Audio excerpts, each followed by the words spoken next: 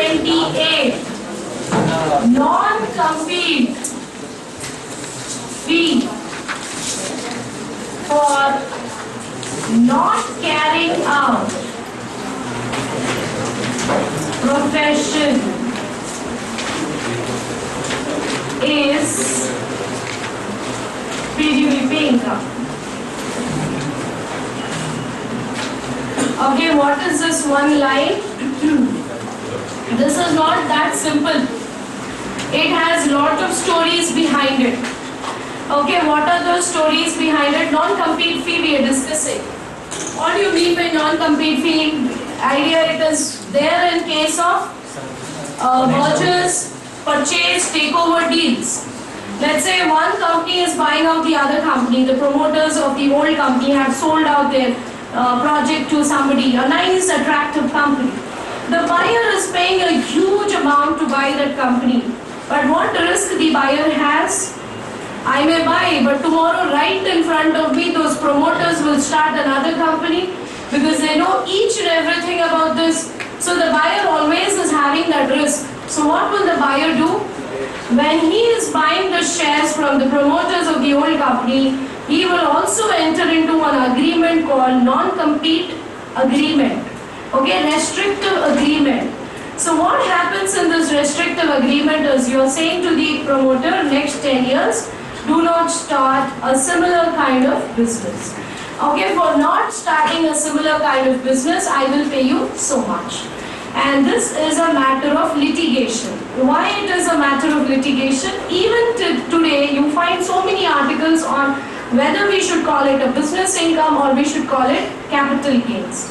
Because if you are transferring your shares, and the transfer agreement includes this restrictive clause, it can go to capital gain also. You know, there's a separate agreement for this non-compete fee. Then it can come under section 28. Because section 28 is telling if you do something and earn money, it's business income. And for not doing something, if you earn money, that's also business income, right? So I've been sharing this example. So for taking classes here, I'm getting paid. For not taking classes with some other institute also, I may get paid, right? So for not doing something, if I'm getting paid, even that is my business income.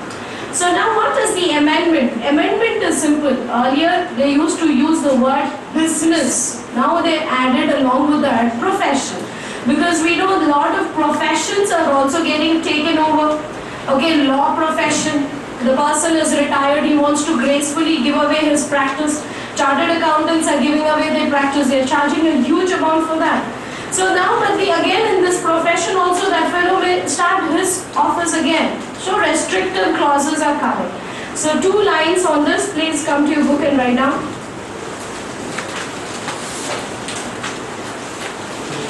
If shares are transferred, this is that explanatory thing. If shares are transferred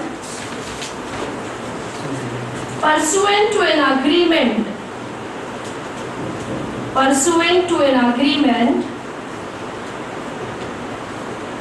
which also contains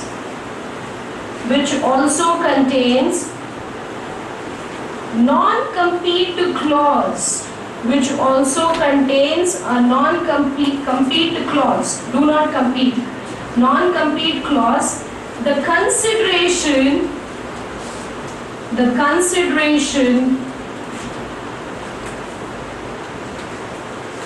for shares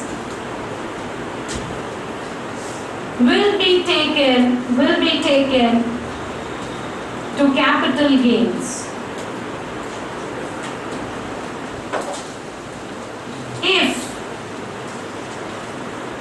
If the taxpayer is carrying on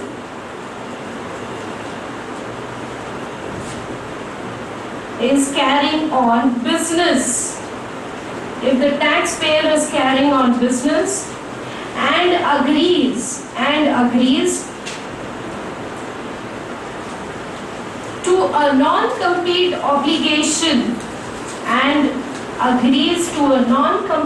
obligation for a separate consideration for a separate consideration,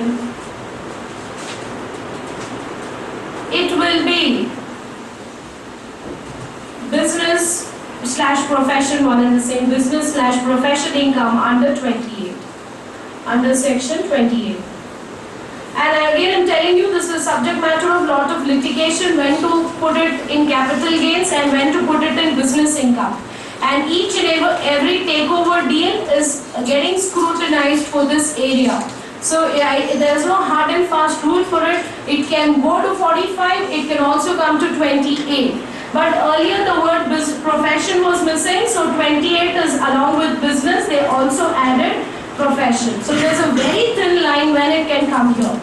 And the person who is buying out this, okay, so let's say somebody has bought this business of X Limited, and this is Y Limited, which has taken over, and we paid a lot of money to the promoters. In the hands of Y Limited, this consideration paid to the promoters, they want depreciation under section 32. Okay, because it's a huge amount. So when they are paying non-compete fee and etc. to these people, they want to treat it as capital expenditure and they want to claim depreciation as an intangible asset, as goodwill, etc. So even this matter is full of litigation, whether they are eligible and what should be the value of that amount, to what extent we can give. This issue is also getting discussed. So there's no amendment about this area, but I am just giving a passing reference. So look at the next one. 32AC. We don't have to stress much on this because this is a section which is died. Okay, what is the expiry date of this section? Yes, it is 31st March 2017. And I think when you wrote your IPCC exam, it was born 14, 15, 15, 16 and 16, 17. 3 years life. Then what is the fun in discussing this? There's a good example. Just look at that.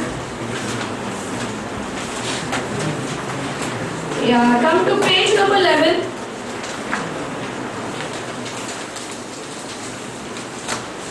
Okay, what is the fun in discussing this one? Is this example. Okay, so old provision used to say deduction will be given in the year. Deduction in the year. Which year? When you have acquired and you installed. Both should happen in the same year. Acquisition and installation.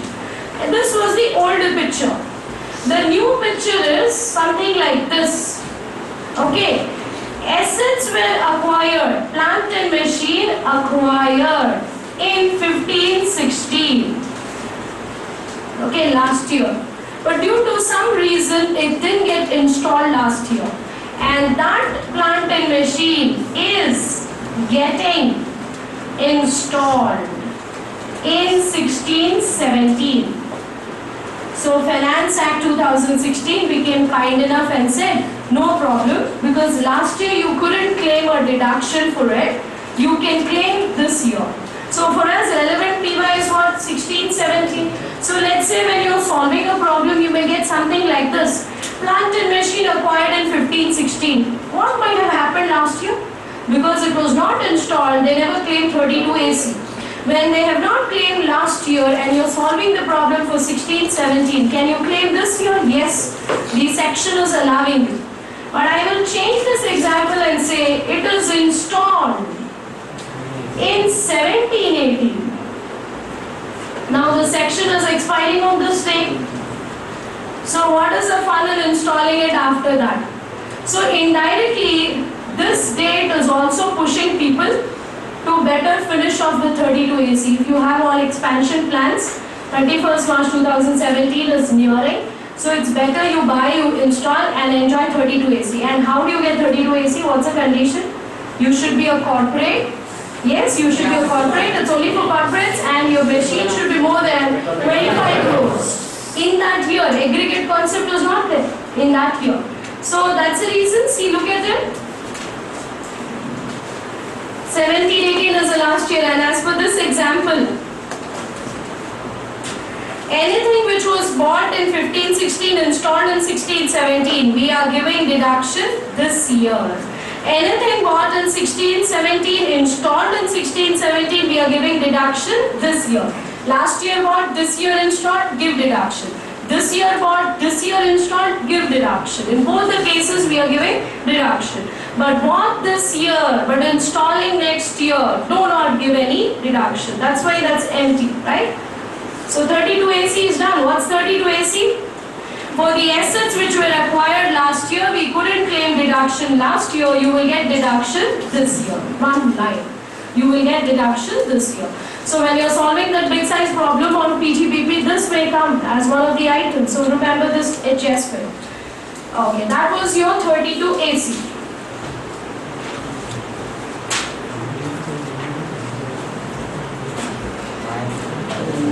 Provided installation is before 31st March. Installation is before 31st March. That's what we have to remember. So till last year, both should fall in the same year. This year, it's okay if it was bought last year but installed now. Okay, now one new section has come. 35 ABA. 35 ABA.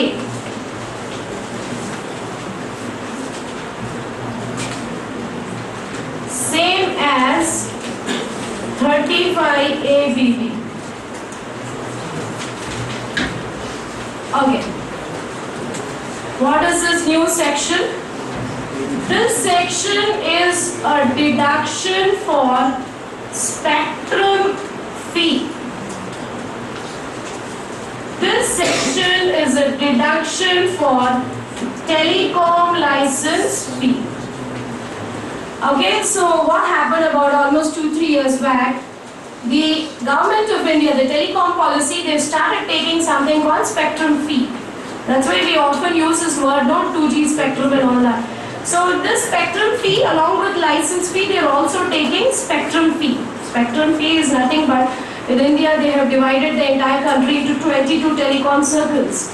So whenever the telephone company wants to operate in a particular circle, they want to get access to the frequency. Okay, this atmosphere is running in some frequency. So everybody will be given one range. Otherwise there will be clash of telephone calls. So in this frequency, this company is operating. In this frequency, this company is operating. So for allotting this airwaves, they charge something which is called spectrum fees. So till last year, the word used is spectrum, it's not license. So there was a confusion. Should I call it an intangible asset under section 32? Because if you call it an intangible asset under 32, it is 25% block of assets method. Or shall I put it under this section? And how does this section look like? Amount paid divided by the life of the license. So there's a huge difference.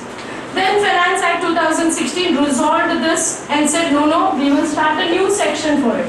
Because all these companies are paying a lot of spectrum fee, let's have a new section for them. But I do not appreciate why a new section. This could have as well done it. This section was enough to add spectrum word there. Because all the provisions are same, all the points are same. Like point number 1, spectrum fee is what? Capital expenditure. Why is it incurred? To operate your business. Okay, point number 2, deduction is allowed with respect to amount paid. Do you remember this point was there? Amount paid means what? See, these new companies cannot afford to pay crores of rupees. The bid amount, the auction amount is running into crores of rupees. In the very first year, you cannot pay. So obviously, even though you're winning the bid, you're winning the auction, the government is kind enough to give you installment time. You can pay in 2 years, 3 years. So if that is the case, a deduction is allowed with respect to amount paid. Maybe the license is 100 crores, but you will not get 100 crores deduction immediately. Out of that 100, how much have you paid? So this amount paid divided by life. And And when we say life, there also you have to be careful. Okay, how to be careful is, when did you pay? Before commencement of operations. Now Jio had paid long back, but the operation started recently. So if you had paid long back, your P&L account is not there, you didn't commence your operations, you can't get deduction. You will get deduction from the year in which your operations have started. So obviously that time you have to watch your unexpired life. How many years is left? 2 years back I got the license. This year I launched my operations. So what is the leftover life? Based on the leftover life, you have to take the denominator. Always remember one line. Whenever the license is getting expired, all installments should be exhausted. Okay, that should be happening. You're claiming straight line basis, so in the year in which your license is getting expired, by that year, entire amount should have been written off by you. Accordingly, the base should change, the denominator should change. Leftover life. So this depends, this is nothing but leftover life. Okay, then what are the other points? Sale. Okay, again there is a possibility that this telecom company is selling off its licenses, it's selling off its spectrum. You can sell, it is allowed in India. So if you are selling it off, then what did we say? Whenever there is a loss or gain, don't jump to capital gains chapter. That loss or gain should first be handled in PGBP chapter. It shall be treated as a deduction here. Okay, that was the point. And then there are two possibilities: whole block transferred, part of the block transferred. If only some part is transferred, subtract the selling price. On the leftover amount you claim deduction. Whenever everything is transferred and there is a loss, call it a business loss, claim it as a deduction here. The reason being, this deduction is trial and error. It's a random number. It may not be correct. When you go to the market and sell the license, you may not get the written down value, the unallowed amount. You may get less or you may get more. Getting less or more is an indication that this deduction went wrong. So now you have to bring all the effects in PGBP. That's why we say it is deduction or the sale consideration or the gain, whatever is there. Gain, whichever is lower, will be business income. Anything in excess of that will go to capital gains. Excess will go to capital gains. So these points are not amendments. These are all these points only. What you heard for this is same here. So nothing much to worry about this section. So go back home and try to study this section. Automatically you will know this section. That's how it is, right? So let's move on.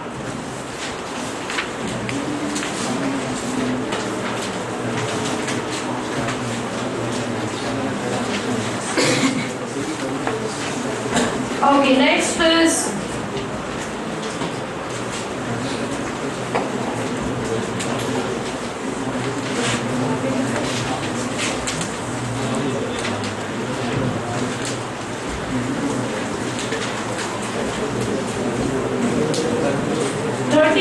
subsection 178. You can open the windows now. I think the room is getting humid. No, not talking about curtain. I meant let some fresh air come. Right? You can slightly open this also. You should be comfortable. Amendment class आ गए, headache start हो गया, पूरा दिन खराब हो गया. After going back home, you should not cry. Right? So be fresh, drink water if you want. No, y'all are not carrying water?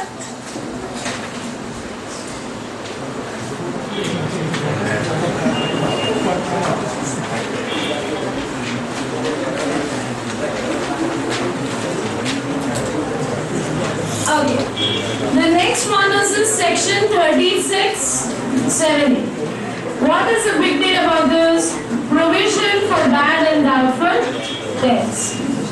If you remember, we were studying section 36(7)(a). This provision concept is allowed only for banks. Yes, not for everyone. And why for banks? Because we know banks, as per the IRAC norms, they have to create a provision which you learn. But taxman doesn't like that provision. So if you remember, he said, I will talk about two things. If you remember, 5% of your GTI will be allowed as provision.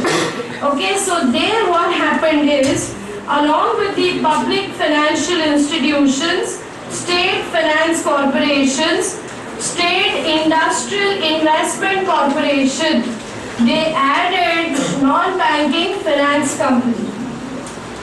Okay, provision is 5% of the total income, net income. Scheduled bank is how much? Yes, rural advance is 10% and in general it is 7.5%. That's for a scheduled bank. But we know for public financial institutions, state finance corporation and these, along with that they added non-banking finance companies.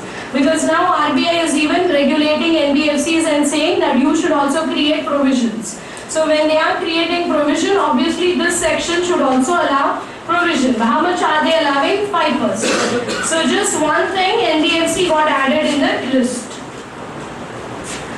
Next small amendment is 43B. So what is this? Your IPCC section, your favorite one. The following 6 are allowed only when it is paid before the due date of filing return. What were they? Tax to the government, indirect taxes, cess and all, leave credit, right? Bonus to the employees, provident fund related items, and then we said this one, your interest to the scheduled banks, interest to whom? Public financial institutions. These were the 6 items which were allowed only when it was paid. Now to that they added railways. Okay, expenditure incurred towards railways. Why what expenditure? The train ticket obviously is paid. We are not addressing that. We are using lot of railway assets. Railway station is being used by so many business SSCs for advertisement purpose and for using the property for it is let out as a small outlet. So we are using the assets of railways, and for the business SSCs freight, railway freight is also quite common. On a daily basis they are incurring, some of them. So now the government realized that we are having that old habit. What is that old habit? Keep the amount outstanding, don't pay. So when you don't pay, who's crying? Railways are crying. So this item got added in 43P. So now what is one line?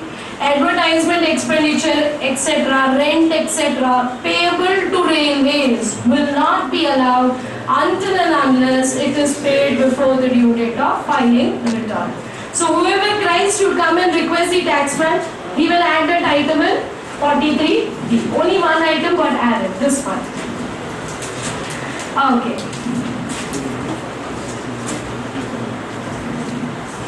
Next one, very important. Again, potential exam question for you.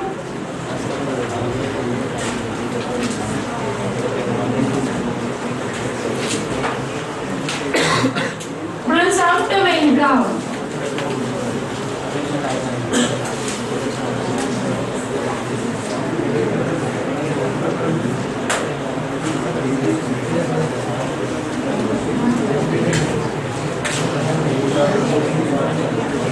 Okay. Here in this list we have not put the non-resident, we are just having the resident in this list. We know about this. This is truck hire business. There is no change. When I say no change, please tell me what are the 2 lines? The number of trucks should not be more than 10 and presumptive income is 7,500 per month. And now we do not distinguish between heavy goods vehicle and light goods vehicle. That's the line. Okay, so we don't have to worry about AE now.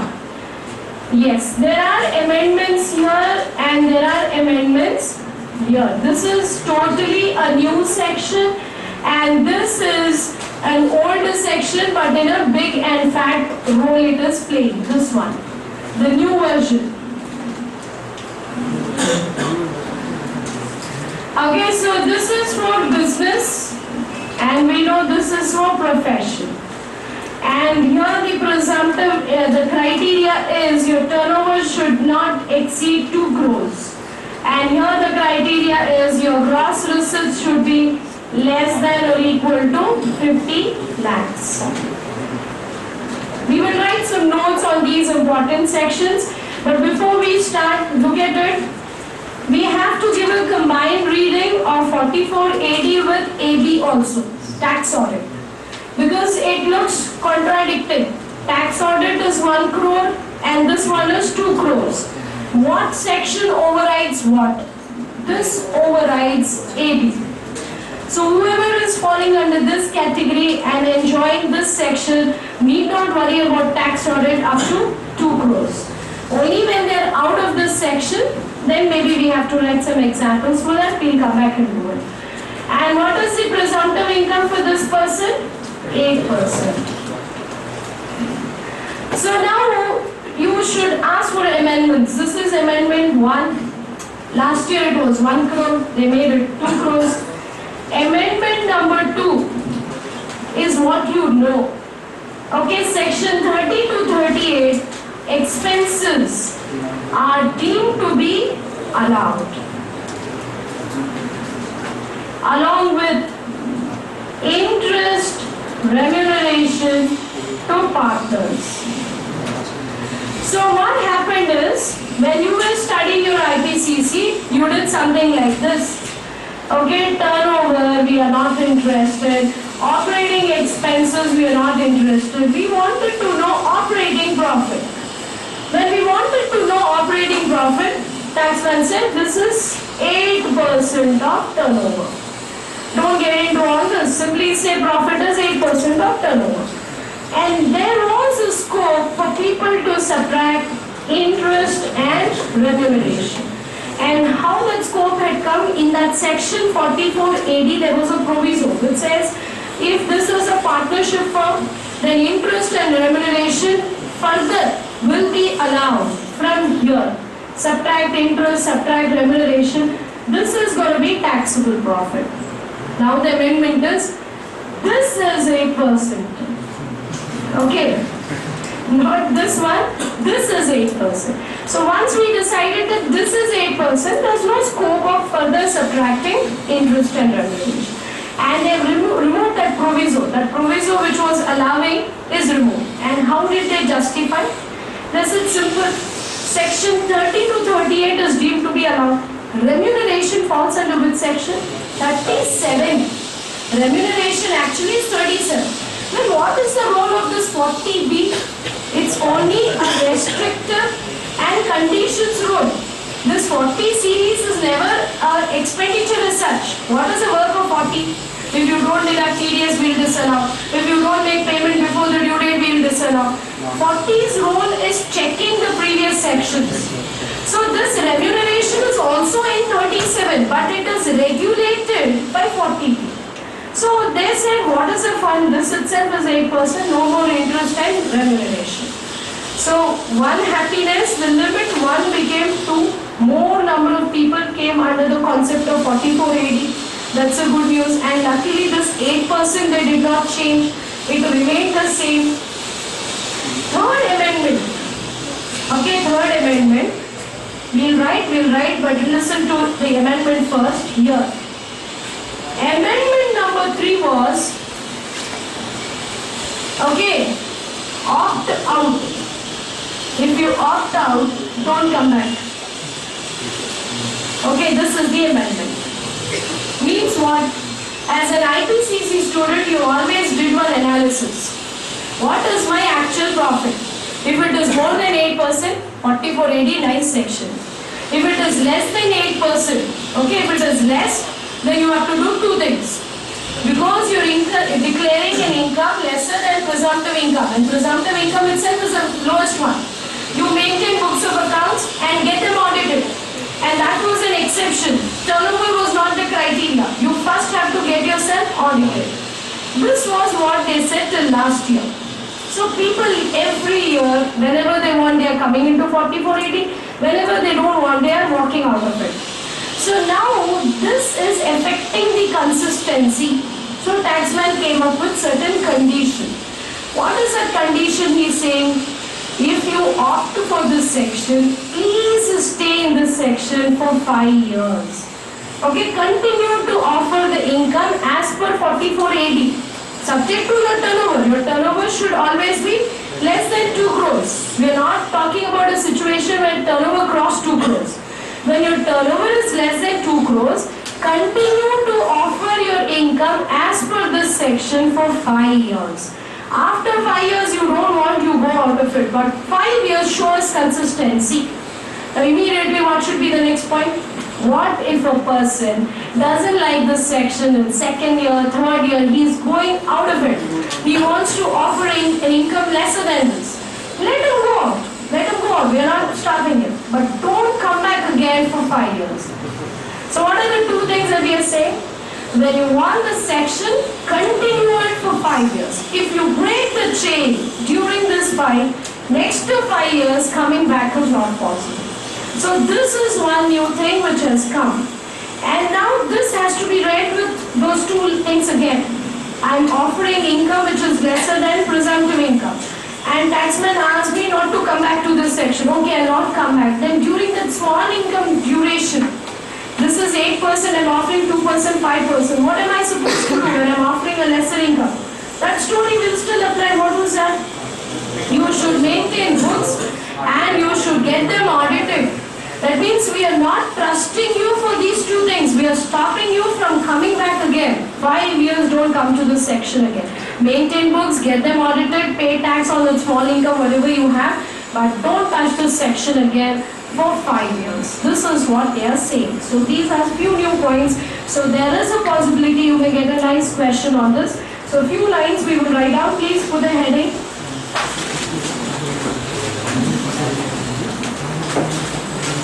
(44 AD).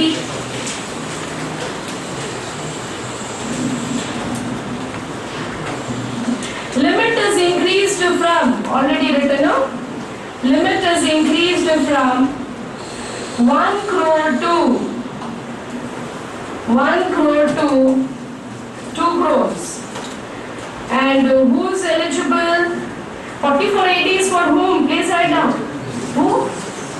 Business, but who's carrying out that business?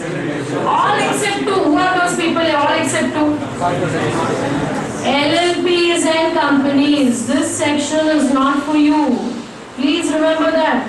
AD is never for LLPs and companies. Write that. And what is one more word you're adding? It is for whom? Resident only. Non-resident. This is not for you. So these points you should write.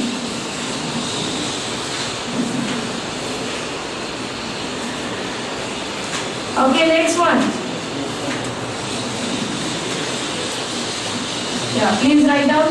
The tax, the turnover should not exceed 1 crore is already written for you. Yes. Next point. Carrying out any business other than. Carrying out any business other than. Agency business. Agency business. Comma, commission and brokerage business. Commission and brokerage business.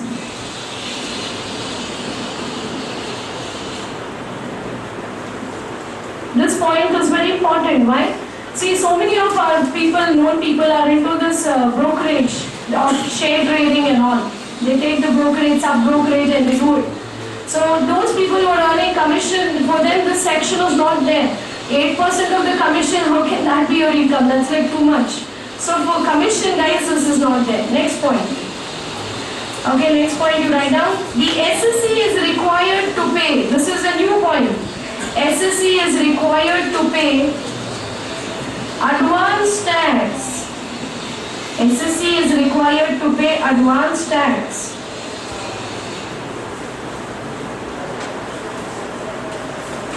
By 15th March. By 15th March of the financial year. Now those who are not aware what happened to advance tax chapter, There's no more difference between corporates and non-corporates. For everyone, right from Q1, quarter 1, you're supposed to pay advance tax. But this is a relaxation in one way. Till last year, people falling under presumptive income never paid any advance tax. Advance tax provisions were not there for them. But this year onwards, they have added advance tax provision. But what's the good news? You need not take stress of quarter-wise. Q1, Q2, Q3 is not there for you. You just have to pay the entire advance tax by 15th March. So that is a single installment for them. So when we are saying it's a single installment, impact of that is the 234C interest.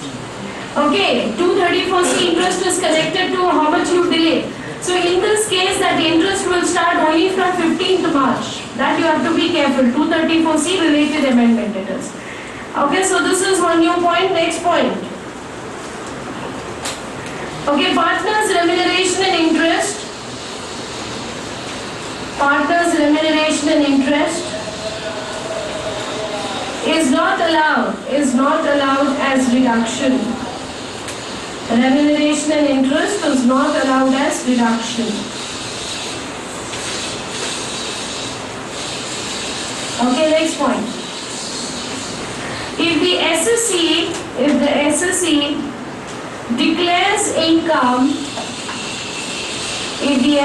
declares income, as per 44 AD, if the SSE declares income as per 44 AD, and he is not required to maintain books of accounts,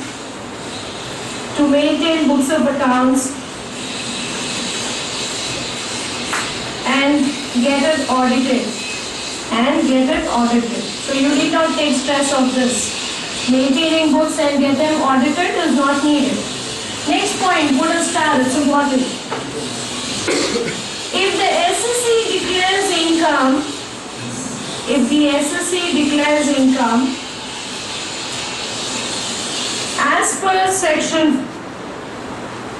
as per section 44 AD, for any PY, if the SSE declares income as per section 44 AD for any PY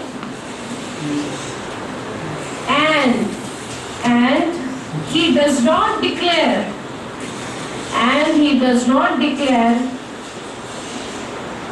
income as per 44 AD,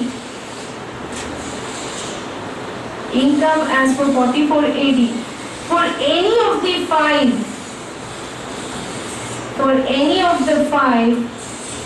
consecutive PYs, he is not eligible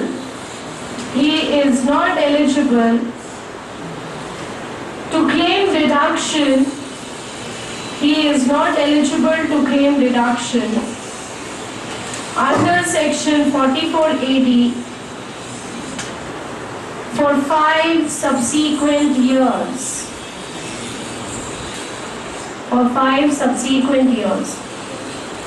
And this 5 is leaving that year.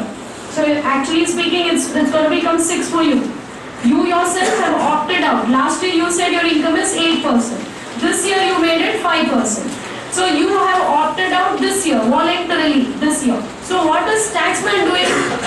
This year he is forgetting. Next 5 years, leave this year. The future 5, he is not allowing you to come back. So it's always like that. Actually it becomes 6 years then. So be careful about that.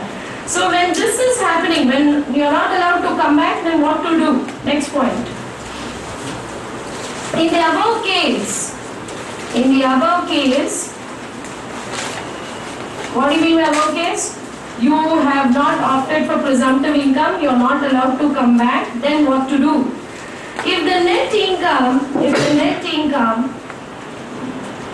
of the SSE,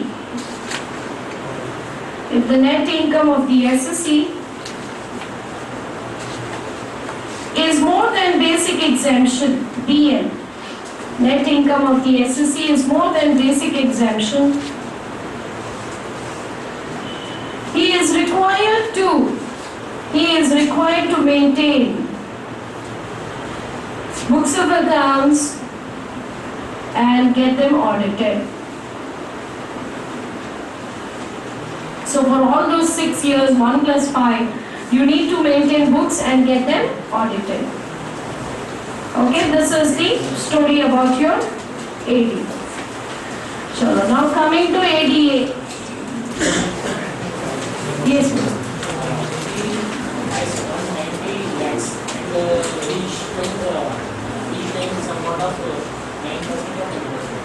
When you are showing an income more than the presumptive income, there is no problem at all. Only when it is less. Right? That time you need not maintain any books, no tax audit is needed. You can happily offer whatever you want. But who would try to show more income when you have an option like this? Okay, so now see what is this next one, ADA. This is for people like us, professionals. Okay, so for professionals, so far concept of presumptive income was not there. So now it has come. But the criteria is our turnover should be less than 15 lakhs. But unfortunately, presumptive income is 50%. So even taxman knows that people who are into profession, they have huge profit margins. You take your own case here, you've been doing audit, your sir is charging a huge fat audit fee. Let's say 50,000 for a small client, statutory audit fee. What expenses we incur for that 50,000? Even if you see maximum, I'll tell you, for us the biggest asset is article students, the cheapest labor, and the other things is that little car, and then the rent, internet, and telephone. That conveyance also the client has to take care. Most of the time the food is also taken care by him. Paper also he will take care. Audit report also we are printing at this place. No, we are not doing like that. Okay, so most of the expenses are taken care. So for a chartered accountant, what we have as an expenditure is very less. So taxman is aware of that. So he's saying 50% is your profit. So now we have to be thinking twice about this because we show very less as our profit. We never show profit more than 50.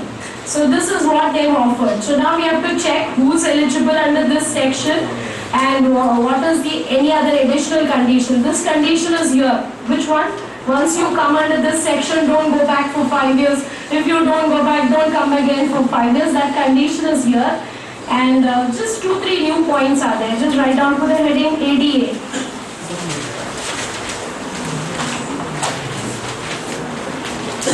Yeah, point number 1. 44 ADA. Eligible SSE. Who is eligible right now? Eligible SSE. Resident SSE. Resident SSE. Engaged in profession. Resident SSE engaged in profession as referred in section 44AA. Again, it's only for residents as referred in section 44AA. What is 44AA? Maintenance of books of accounts.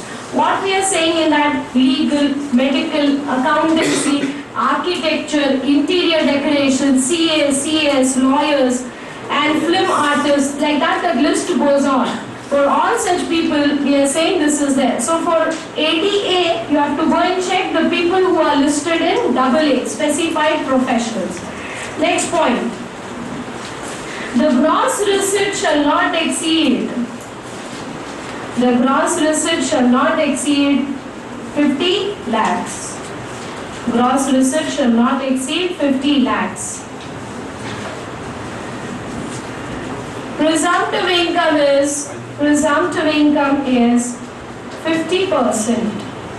Presumptive income is 50%. No need to maintain books of accounts. No need to maintain books of accounts and get them audited. No need of these two things. Next point. If the SSE declares income,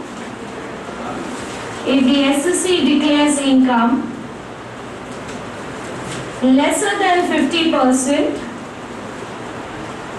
lesser than 50%, and his net income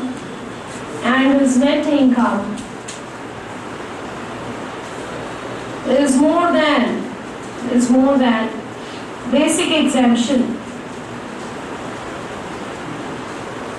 he is required to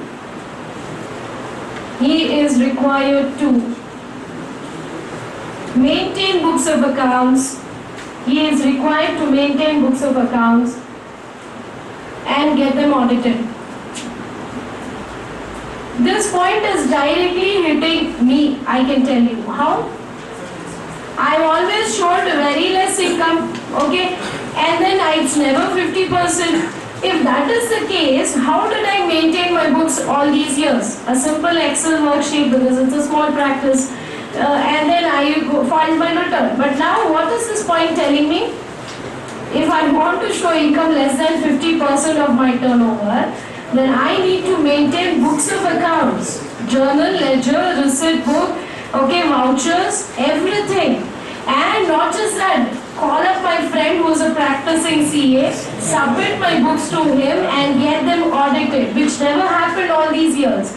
So from this year onwards, so we'll have to do it. Earlier, which practicing CA was getting himself audited? Tax audit cases. Okay, whenever your turnover was crossing the tax audit limit, you used to get it audited. But now, even though we are not falling under tax audit, because we are not complying with the provisions of this section, we have to end up getting ourselves audited. So this is a very big point. And in fact, for practicing CAs, it's bread and butter also. How?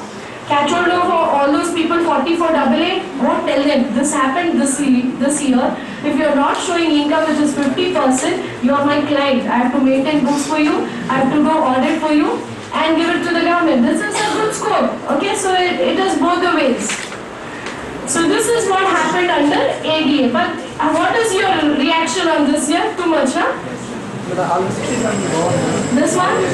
50 is too much. They should have kept it to at least little lesser than 20 was okay. See, she is suggesting 20. Okay, no problem. Okay, and the last point, should continue this section for 5 years. What is the point? Same as AD. What was that? Give a passing reference.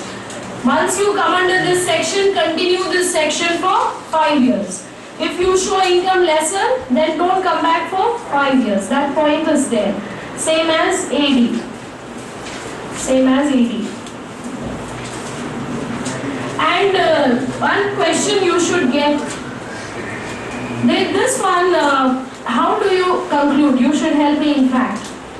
In this AD we said interest and remuneration is not allowed from this year. And how did they do it? That there was a proviso which they have removed. Earlier the proviso was allowing it, now they have removed the proviso. Here, they didn't say anything. It's understood? Okay, because most of the practicing chartered accountants are in the form of a partnership firm. So we are paying salary and interest. Then if that is the case, the section is silent. There is no provision at all. So we should go from the understanding that we get in AD. But one doubt I have is, AD presumptive income is 8%. This is 50%. So this issue is not answered. Think about it and let me know in the break. Okay, this one also, here also that provision is missing.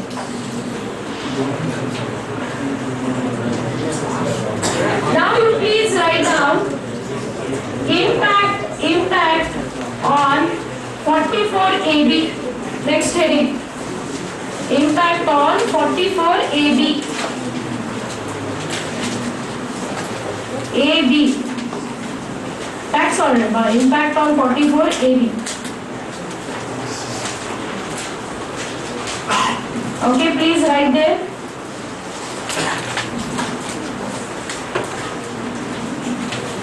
The limit under section 44, limit under section 44 AD.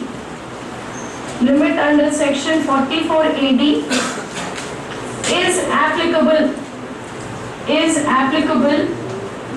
Therefore, Therefore, SSCs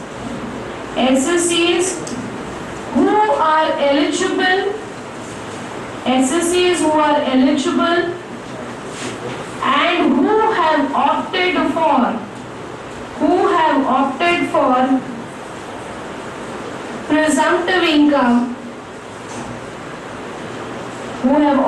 for presumptive income, tax audit will not apply.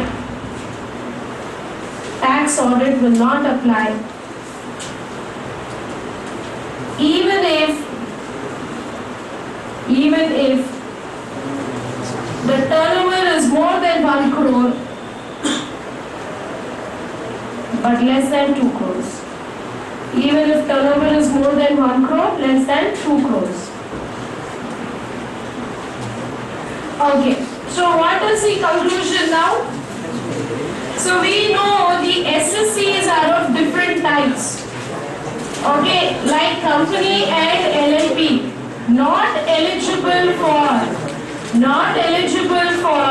44AD. For them, tax audit criteria is 1 crore. No doubt about this. Next, the rest of people are those who are eligible. Again, here we are saying it could be of different types. Okay, individual, HUF, partnership firm other than LLP you have said. So LLP is going there, but partnership firm can come here. Okay, and again, for them the turnover is less than 2 crores, turnover is more than 2 crores. Okay, turnover is more than 2 crores. When turnover is more than 2 crores, not eligible for 44AD. Here eligible means from SSC's point of view. Here from turnover's point of view. So not eligible for 44AD. So therefore tax audit will also apply. Okay. Then we are saying here less than 2 crores. So less than 2 crores, again what happened? They have declared income 8% or more. They have declared income less than 8%. So this is a case of 44AD. Good news is books of accounts don't want, audit don't want. But when you are offering income less than 8%, we are checking two things. The total income is greater than BL, total income is less than BL. If it is greater, books are needed and tax audit is needed. Here, books and tax audit is not needed. Just check this chart and tell me, last year it was not like this. We'll finish it first, then we'll discuss. Yeah. What the case if professional income is professional loss is 80 lakhs and they are declaring less than 50%. 80 lakhs. 80 lakhs. Then you are not covered by the section, no? Not the tax audit. Yes, and but when you go to AB, tax audit section for professional is same 50 lakhs limit. So AB and ADA are in line, they are with each other. So there automatically it is taking care. Problem is coming here because tax audit is 2 crores and presumptive is 1 crore. So what's the conclusion? When it is more than 2 crores, you are not eligible for 4480, directly you have to go for tax audit because it's understood 2 crores means more than a crore. But when it is less than 2 crores, there are two possibilities. You have offered income 8 or more, or you have offered income less than 8%. When it is 8 or more, the section AD is applicable for you, no need of books, no need of audit. But when it is less than 8, as an IPCC student, you always said whenever it is less than 8, please maintain books and get them audited. This year one word we added. What is that? That small fellow is there, less than 8 is declaring, but if you check his net income, it's less than BL also. When it is less than BL, why do we trouble it? Right? So that new word, BL word got added. We are not stopping here. We never said because your income is less than 8, books and audit is must. We are further going down and checking what about your total income. Is it more than BL or less than BL? If it is more than BL, then we want books and audit. So comparison with BL, this word has come from this year onwards, comparing with BL.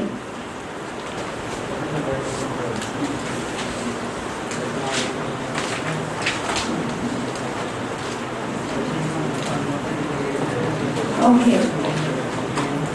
And the doubt for tax audit 44AB, when it is business, the criteria is 1 crore. When it is profession, the criteria is 50 lakhs.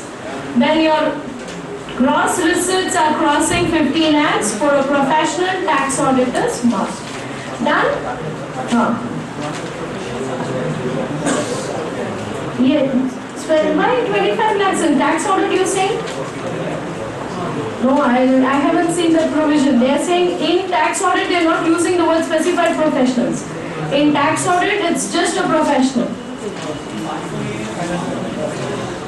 Yes, not covered, not all. 44AA is for specified professionals, but AB is for all professions. Okay, let's come to the next one. Look at your handout.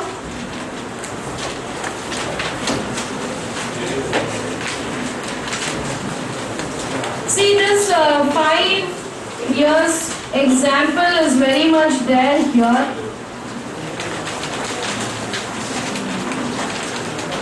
You have to look at that carefully. Okay. One last thing which got added by our Finance Act 2016 is that equalization levy. Right? Heard about that? Equalization levy, one new chapter has come. It's connected to PGBP, it's quite interesting, let us see.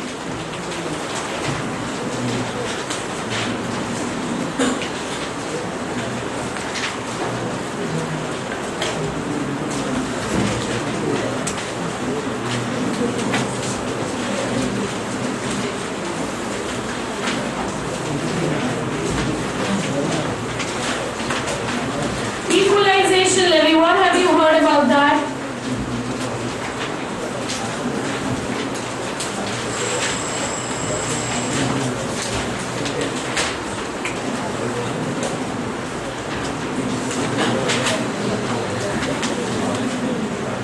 Equalization levy is the work of a new chapter of Finance Act 2016.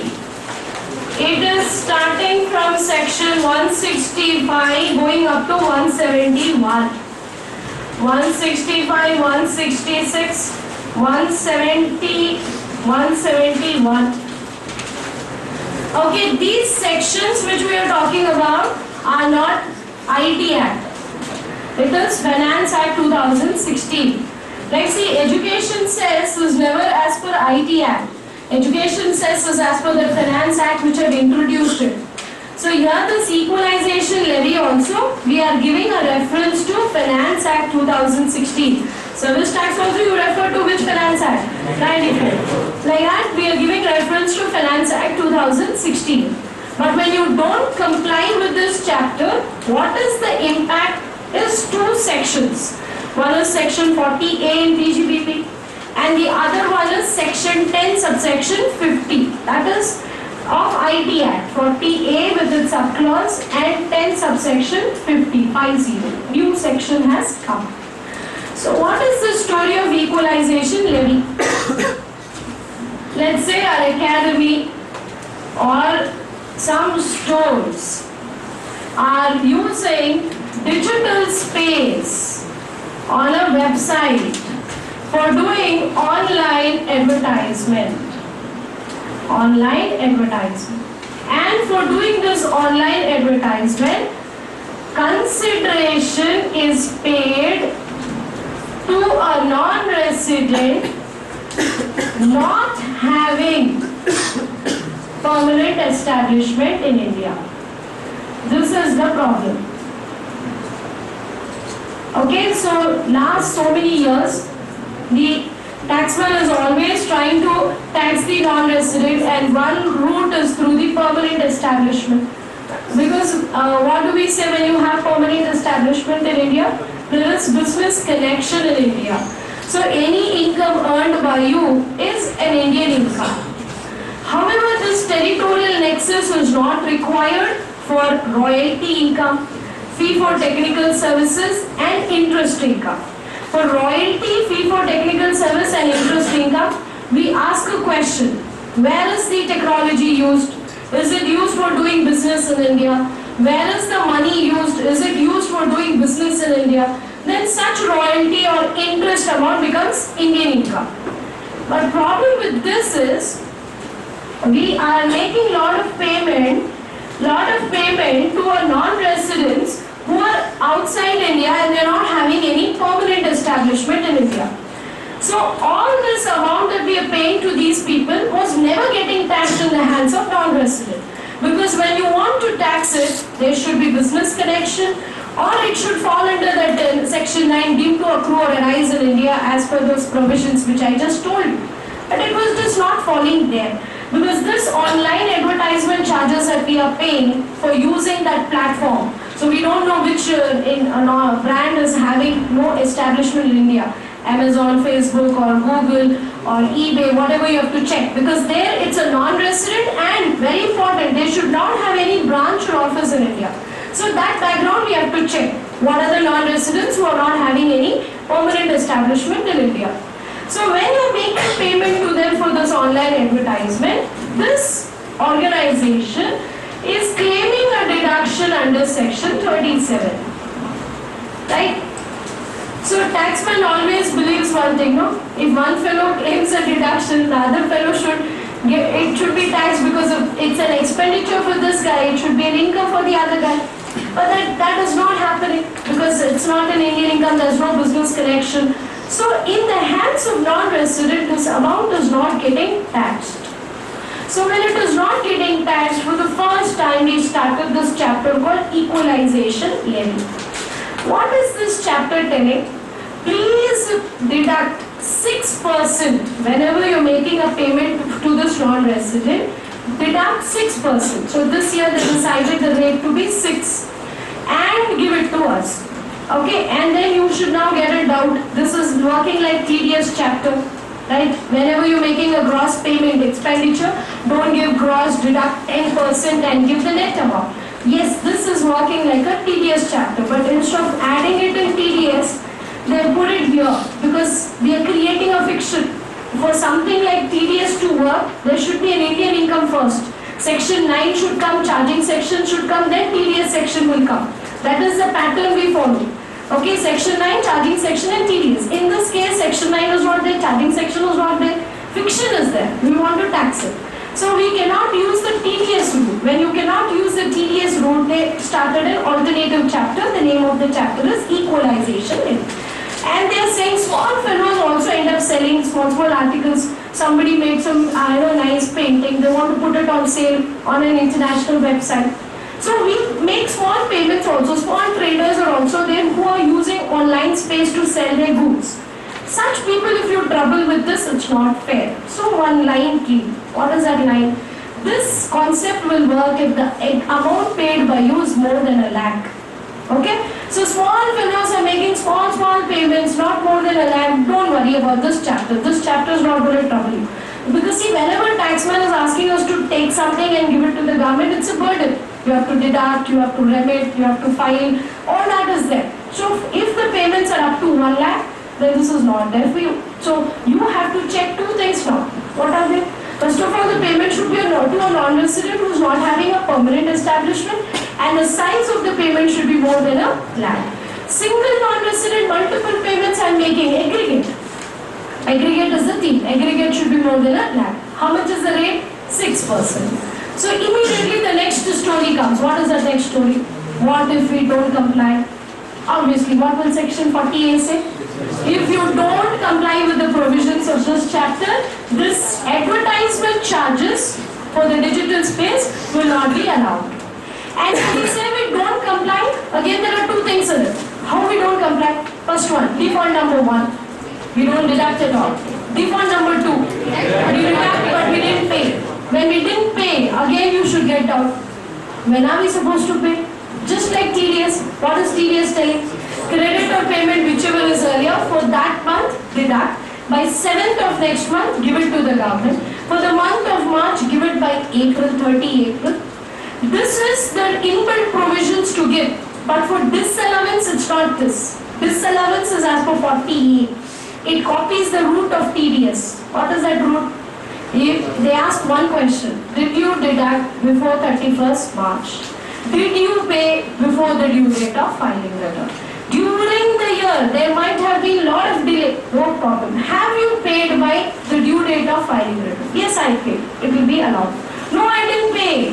Then the next question is it permanently disallowed or is it temporarily disallowed? This is again like TDS. Even though the word is non-resident, it is temporarily disallowed. Then when will it be allowed?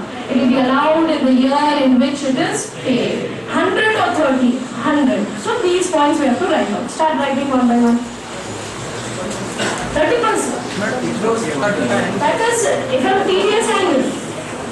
This is, even though it's a non-resident related item, they added, this is 40AIB.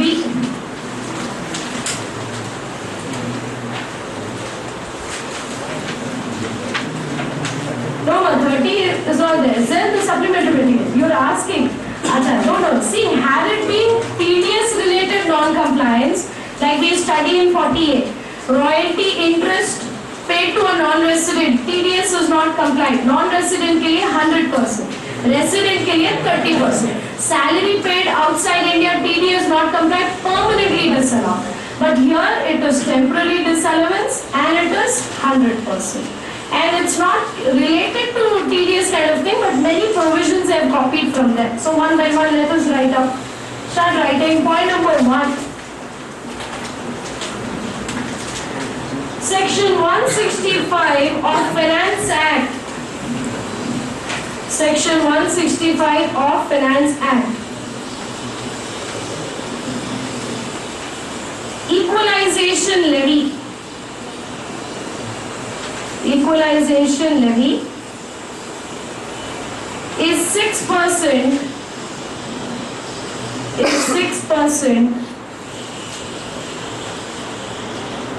Of the amount paid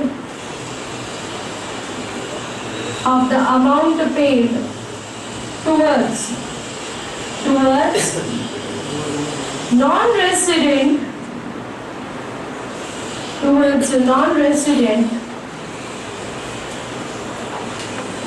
not having permanent establishment. To a non-resident is a better word. To a non-resident not having permanent establishment, comma, obviously where the permanent establishment should be in India. So it should not have a permanent establishment in India, comma, towards online advertisement, what you have written? No, towards online advertisement. Towards online advertisement, digital space, using a facility for showing your products and services, Amazon, eBay, we do not know, we have to check, I told you, who's got a permanent establishment. Google and also they have permanent establishment in India. So you have to see this point now, this is special point. Okay, towards digital space and the aggregate amount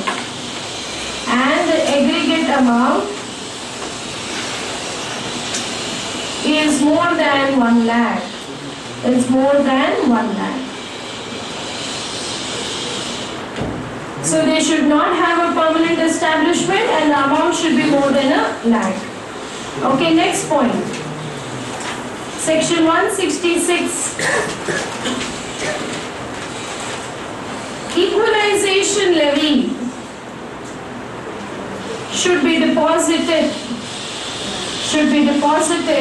by 7th of next month. They are not bifurcating up to February and then for March. For March also it is by 7th April. In TDS, because you are closing your books of accounts, you need to create provisions and all, there is 1 month extra time. But this is online expenses. So you know them. So you have to give it by 7th of next month, all 12 months. Okay, next point. If the SSC fails to deduct, if the SSC here is an academy which is making payment, or there's some company which is making payment, online payment, okay, fails to deduct equalization levy, EL, fails to deduct equalization levy, then it is liable to pay. It is liable to pay the levy to the government. You pay from your pocket if you don't bother to deduct. Means what? I made 5 lakh rupees payment, I didn't deduct 6%, I made gross. You pay from your pocket. Okay, you are liable to pay to the government. And SSC does not mean the receiver. This fellow, we are not even troubling him. We are not interested in this guy. And the role of section 10 subsection 50 is what? This non-resident is exempt with respect to this income. Why? Because it has already suffered equalization levy. So we are never talking about this fellow. He is enjoying exemption. This organization we are addressing. Next point. Section 170. Section 170. For late deposit,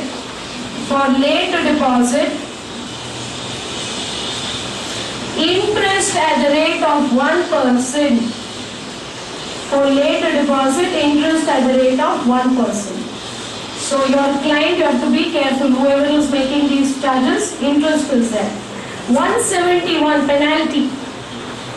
And 1%, you know, it is part of the month as well as full month. Fraction we don't entertain. Okay, 171. Penalty is equal to 100% of the equalization levy.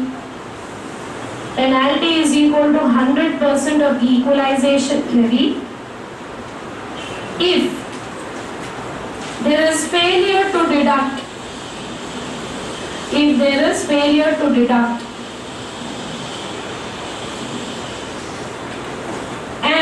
And if there is delay in payment, rupees 1,000 per day. Now those clients who are not aware of this, what is the good news for them? If the advertisement charges paid by us is, let's say, 5 lakhs and we didn't bother to deduct, we gave it off to them, then what all we have to pay? Equalization levy 6% of 5 lakhs. Because we paid gross, you should pay from your pocket. Plus, because you didn't bother to respect this chapter, there is a penalty. Penalty is how much? Same, equal to equalization levy. This you pay from your pocket, further pay penalty, and because there is a delay, you also pay 1,000 rupees per day of delay. Okay, and see, penalty and interest are never mutually exclusive. Both come together. Why? Interest is a compensation for not giving money on time. Penalty is for disrespecting the law. Okay, both will come. So per day 1,000 and interest 1%. So watch your clients this year. Those who made online advertisement expenses, they end up suffering like this. And in PGBP, what will be allowed as expenditure for them? So how much they ended up paying? Only expenses will be allowed. A penalty will not be allowed. Any amount paid to the IT department is never allowed as expenditure. We know that point, no? Amount paid to IT department is never allowed as expenses. Only this equalization levy, this advertisement charges will be allowed. So all this ends up getting disallowed. So be careful. I don't know how many of your clients fall under this category. Acha, yeah, everything is restricted to Equalization levy. Yes, we didn't write that point now. Please write. The above penalty shall not exceed. The above penalty shall not exceed equalization levy. That is there. The above penalty shall not exceed equalization levy. Okay, and this section please write 40A IB. This is what we are interested in. 40A IB. 40A IB. Please write 1B. Okay, if equalization levy, if equalization levy is not deducted,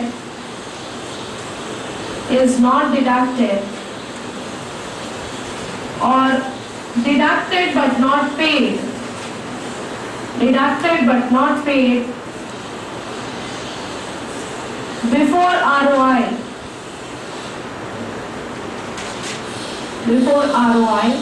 it will be disallowed.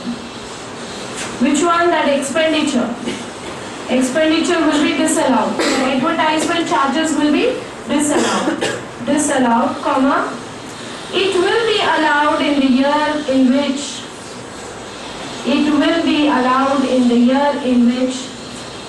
it is paid. It will be allowed in the year in which it is paid.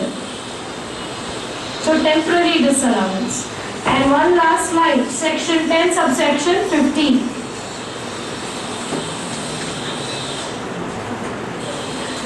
The non-resident will be exempt. Non-resident will